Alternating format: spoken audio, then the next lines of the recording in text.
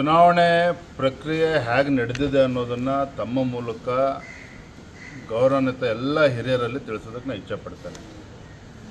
ನಾನು ರಾಜ್ಯದ ಅಧ್ಯಕ್ಷನಾಗಿ ಯಾವುದೇ ಜಿಲ್ಲೆಯ ಅಭಿಪ್ರಾಯವನ್ನು ಕೂಡ ಕೊಟ್ಟಿಲ್ಲ, ಕೊಡೋದಕ್ಕೆ ಅವಕಾಶವೂ ಕೂಡ ಇಲ್ಲ. ಕೇಂದ್ರದಿಂದ ನಮ್ಮ ಕ್ಯಾಪ್ಟನ್ ಗಣೇಶ್ ಕಾರ್ಣಿಕ್ ಅವ್ರನ್ನ ಚುನಾವಣೆಯ ಒಂದು ಜವಾಬ್ದಾರಿಯನ್ನು ಅವ್ರಿಗೆ ಕೊಟ್ಟಿದ್ದರು. 13 ಜನ ಅಬ್ಸರ್ವರ್ಸ್ನು ಕೂಡ ನೇಮಕ ಮಾಡಿದರು, ವೀಕ್ಷಕರನ್ನು. ಪ್ರತಿಯೊಬ್ಬ ವೀಕ್ಷಕರಿಗೂ ಕೂಡ 3 ಜಿಲ್ಲೆ ಜವಾಬ್ದಾರಿಯನ್ನು ಕೂಡ ನೀಡಲಾಗಿತ್ತು. ಪ್ರತಿ ಜಿಲ್ಲೆಗೂ ಕೂಡ ಚುನಾವಣಾಧಿಕಾರಿ, ರಿಟರ್ನಿಂಗ್ ಆಫೀಸರ್ ಮತ್ತು ರಿಟರ್ನಿಂಗ್ ಆಫೀಸರ್ ಕೂಡ ನೇಮಕಾತಿ ಆಗಿದೆ. ಮತ್ತು ರಿಟರ್ನಿಂಗ್ ಆಫೀಸರು ಮತ್ತು ರಿಟರ್ನಿಂಗ್ ಆಫೀಸರರ ನೇತೃತ್ವದಲ್ಲಿ, ಅವರ ಸಮಕ್ಷಮದಲ್ಲಿ ಆ ಜಿಲ್ಲೆಗಳಲ್ಲಿ ಎಲ್ಲ ಪ್ರಮುಖರ ವಿಶ್ವಾಸಕ್ಕೆ ತೆಗೆದುಕೊಂಡು ಅಭಿಪ್ರಾಯನ ಪಡೆದುಕೊಂಡು 3 ಹೆಸರುಗಳನ್ನು ರಾಜ್ಯಕ್ಕೆ ಕಳಿಸ್ಕೊಟ್ಟಿದ್ದಾರೆ. ಜಿಲ್ಲೆ ತಂಡದಿಂದ ಯಾವ್ಯಾವ 3 ಹೆಸರುಗಳನ್ನು ಕೊಟ್ಟಿದ್ದಾರೋ ಆ 3 ಹೆಸರುಗಳನ್ನು ದೆಹಲಿಗೆ ಕಳಿಸ್ಕೊಟ್ಟು, ದೆಹಲಿಯಿಂದ ಅಂತಿಮವಾಗಿ ತೀರ್ಮಾನ ಆಗಿರ್ತಕ್ಕಂಥ ನಂತರದಲ್ಲಿ ನೆನ್ನೆ ಚುನಾವಣಾ ಪ್ರಕ್ರಿಯೆ ನಡೆದ್ಬಿಟ್ಟು ಅವ್ರ ಹೆಸರನ್ನ ಘೋಷಣೆ ಆಗಿರ್ತಕ್ಕಂಥದ್ದು. ಈ ಪ್ರಕ್ರಿಯೆಯಲ್ಲಿ ವಿಜಯೇಂದ್ರ ಅವರ ಪಾತ್ರ 0. ನಾನು ರಾಜ್ಯದ ಅಧ್ಯಕ್ಷ ಇರ್ಬೋದು, ರಾಜ್ಯದ ಅಧ್ಯಕ್ಷ ಇದ್ದರೂ ಸಹ ನನ್ನ ಜಿಲ್ಲೆ ಬಗ್ಗೆ ಅಭಿಪ್ರಾಯನ ಕೊಡ್ಬೋದೇ ಹೊರತು ರಾಜ್ಯದ ಯಾವುದೇ ಜಿಲ್ಲೆಗೆ ಅಭಿಪ್ರಾಯ ಕೊಡೋದಕ್ಕೆ ನನಗೂ ಕೂಡ ಅಧಿಕಾರ ಇಲ್ಲ. ಇದು ಎಲ್ಲರೂ ಕೂಡ ಗೊತ್ತಿರಬೇಕು. ಕಾರಣ ಏನಂದ್ರೆ ಇಲ್ಲಿ ಯಾರನ್ನೂ ಕೂಡ ಸುಧಾಕರ್ನೂ ಕೂಡ ದೂಷಿಸೋಕ್ಕೆ ಹೋಗೋದಿಲ್ಲ. ಈ ಚುನಾವಣಾ ಪ್ರಕ್ರಿಯೆ ಏನು ಅಂತೇಳಿ ಯಾರಿಗೂ ಕೂಡ ಗೊತ್ತಿಲ್ಲ, ಗೊಂದಲ ಇದೆ. ಯಾಕೆಂದರೆ ಮೊದಲ ಬಾರಿ ಇಡೀ ದೇಶಾದ್ಯಂತ ಇವತ್ತು ನಮ್ಮ ರಾಜ್ಯದಲ್ಲಿ ಏನು ಚುನಾವಣಾ ಪ್ರಕ್ರಿಯೆ ನಡೆದಿದೆಯೋ, ಚಿಕ್ಕಬಳ್ಳಾಪುರ ಜಿಲ್ಲೆಯಲ್ಲಿ ಏನು ಚುನಾವಣಾ ಪ್ರಕ್ರಿಯೆ ನಡೆದಿದ್ದು, ಇಡೀ ದೇಶದಲ್ಲಿ ಇದೇ ವ್ಯವಸ್ಥೆಯಲ್ಲಿ ನಡೀತಾ ಇರ್ತಕ್ಕಂಥದ್ದು. ನಾನು ಹೊಸದಾಗಿ ಯಾವುದೋ ಒಂದು ಪ್ರಕ್ರಿಯೆ ಮಾಡೋಕ್ಕೆ ನನಗೂ ಕೂಡ ಅಧಿಕಾರ ಇಲ್ಲ. ಕೇಂದ್ರ ಎಲ್ಲವನ್ನೂ ಕೂಡ ಗಮನಿಸ್ತಾ ಇದೆ. ಎರಡನೇದಾಗಿ ಮಾನ್ಯ ಸುಧಾಕರ್ ಅವರ ಆಕ್ರೋಶಭರಿತ ಮಾತುಗಳನ್ನು ನಾನು ಕೇಳಿದ್ದೇನೆ.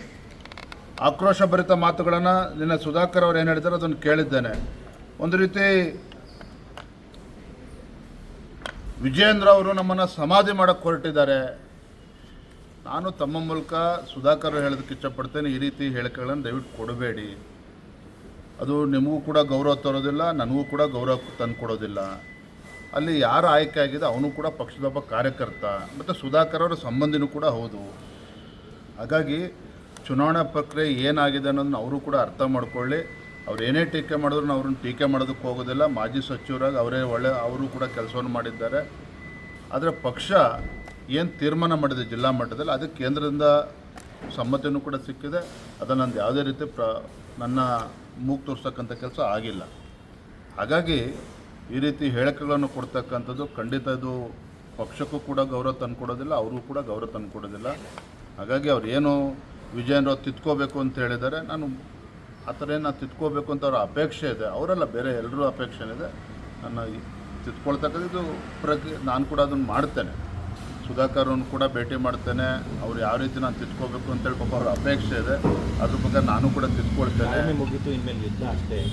ಆ ರೀತಿ ಮಾತನಾಡಬಾರ್ದು. ನಾನು ಹೇಳಿದ್ನಲ್ಲ, ನಾನೊಬ್ಬ ರಾಜ್ಯದ ಅಧ್ಯಕ್ಷ, ಇದೇನು ಮಂತ್ರಿ ಸ್ಥಾನ ಅಲ್ಲ. ನಾನು ಮನೆ ಮಾಟ ಬಿಟ್ಟು ಕೆಲಸ ಮಾಡ್ತಾ ಇದ್ದೇನೆ, ಪಕ್ಷ ಸಂಘಟನೆ ಮಾಡ್ತಾ ಇದ್ದೇನೆ. ಇದು ಪಕ್ಷ ಅವ್ರ ಸ್ವತ್ತು ಅಲ್ಲ, ನನ್ನ ಸ್ವತ್ತು ಅಲ್ಲ. ಲಕ್ಷಾಂತರ ಕಾರ್ಯಕರ್ತರು ಪಕ್ಷಕ್ಕೋಸ್ಕರ ದುಡಿತಾ ಇದ್ದಾರೆ. ಹಾಗಾಗಿ ಇದು ಪಕ್ಷ ನನ್ನ ಸ್ವತ್ತು, ನಾನು ಮುಂದೆ ಮುಖ್ಯಮಂತ್ರಿ ಆಗಬೇಕು, ಇದನ್ನು ಕಣ್ಮುಂದಿಟ್ಕೊಂಡು ಪಕ್ಷ ಸಂಘಟನೆ ಮಾಡ್ತಾ ಇಲ್ಲ. ಆ ರೀತಿ ಹಗುರವಾಗಿ ಮಾತಾಡ್ತಕ್ಕಂಥದ್ದು ಅವ್ರಿಗೆ ಶೋಭೆ ತರೋದಿಲ್ಲ. ಖಂಡಿತ ಆ ರೀತಿ ಮಾತನಾಡಬಾರ್ದು ಅಂತೇಳಿ ತಮ್ಮ ಮೂಲಕ ಆಗ್ರಹ ಮಾಡ್ತಾ ಇಲ್ಲ, ವಿನಂತಿ ಮಾಡ್ತಾ ಇದ್ದೇನೆ.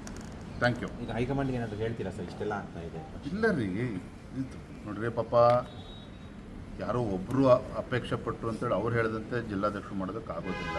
ಮತ್ತು ಅದನ್ನು ನನ್ನ ಪಾತ್ರನೂ ಇಲ್ಲ, ಮತ್ತೆ ಹೇಳ್ತಾ ಇದ್ದೇನೆ. ಉದಾಹರಣೆಯಲ್ಲಿ ರಾಮಚಂದ್ರ ಅವರು ಕೂಡ ಅಪೇಕ್ಷಿತರಿದ್ದರು, ಅಧ್ಯಕ್ಷ ಆಗಬೇಕು ಅಂತೇಳಿ. ಅವೆಲ್ಲ ಪ್ರಕ್ರಿಯೆ ನಡೆದಿದೆ. ಆ ರೀತಿ ನನ್ನ ಮೇಲೆ ಆರೋಪ ಮಾಡ್ತಕ್ಕಂಥದ್ದು ಇದು ಖಂಡಿತ ಸರಿಯಲ್ಲ. ಅಲ್ಲಿ ವೀಕ್ಷಕರು ಹೋಗಿದ್ದರು, ಎಲ್ಲವೂ ಕೂಡ ಅವರ ಸಮ್ಮುಖದಲ್ಲಾಗಿದೆ. ಅದರಲ್ಲಿ ನನ್ನ ಪಾತ್ರ ಏನಿಲ್ಲ. ದಯವಿಟ್ಟು ಸುಧಾಕರ್ ಅವರು ಕೂಡ ಅನ್ಯತಾ ಭಾವಿಸಬಾರ್ದು, ತಪ್ಪು ತಿಳ್ಕೊಬಾರ್ದು. ಮತ್ತು ಅಲ್ಲಿ ಕಾರ್ಯಕರ್ತನ ಆಗಿದೆ. ಹಾಗಾಗಿ ಏನು ಅವರು ಸರಿ ಮಾಡಬೇಕು, ಮುಂದೆ ಅವ್ರು ಯಾರು ಪದಾಧಿಕಾರಿ ಅವ್ರಿಗೂ ಅಧಿಕಾರ ಇದೆ. ಮುಂದೆ ಜಿಲ್ಲೆನಲ್ಲಿ ಯಾರ್ಯಾರು ಪದಾಧಿಕಾರಿಗಳು ಮಾಡಬೇಕು, ಅವರು ಸಲಹೆ ಕೊಡಲಿ ಅಲ್ಲಿ ಜಿಲ್ಲಾ ಮಟ್ಟದಲ್ಲಿ. ಖಂಡಿತ ಈ ರೀತಿ ಮಾತನಾಡ್ತಕ್ಕಂಥ ಸರಿಯಲ್ಲ. ಮತ್ತು ನನ್ನ ಈ ಎಲ್ಲ ಚುನಾವಣಾ ಪ್ರಕ್ರಿಯೆಯಲ್ಲಿ ರಾಜ್ಯದ ಅಧ್ಯಕ್ಷ ವಿಜೇಂದ್ರ ಅವರ ಪಾತ್ರ ಯಾವ ಜಿಲ್ಲೆಯಲ್ಲೂ ಕೂಡ ಇಲ್ಲ. ನಾನು ಕೋರ್ ಕಮಿಟಿ ಆದ ನಂತರ ನಾನೇ ಅವತ್ತು ಕೂಡ ಮಾತನಾಡಿದ್ದೇನೆ, ಮರುದಿನವೂ ಕೂಡ. ಯಾಕೆ ಮಾಧ್ಯಮದಲ್ಲಿ ಬಂದಾಗ ರಾಜ್ಯದ ಅಧ್ಯಕ್ಷನಾಗಿ ಮಾತಾಡ್ತಕ್ಕ ನನ್ನ ಕರ್ತವ್ಯ. ಕೋರ್ ಕಮಿಟಿಲಾಗಿರ್ತಕ್ಕಂಥದ್ದನ್ನು ಮಾಧ್ಯಮದ ಮುಂದೆ ಚರ್ಚೆ ಮಾಡಬಾರ್ದಿತ್ತು ಅಂತೇಳಿ ನಾನು ಕೂಡ ಮನವಿ ಮಾಡಿದ್ದೇನೆ. ಮತ್ತು ಏನೇ ಸಮಸ್ಯೆ ಇದ್ರೂ ಕೂಡ ಎಲ್ಲ ಹಿರಿಯರು ಕೂತು ಬಗೆಹರಿಸ್ಕೊಳ್ಳೋಣ ಅನ್ನೋ ಮಾತನ್ನು ಕೂಡ ನಾನು ಮಾತನಾಡಿದ್ದೇನೆ ಶ್ರೀರಾಮುಲು ಅವರು. ಧನ್ಯವಾದ. Thank you.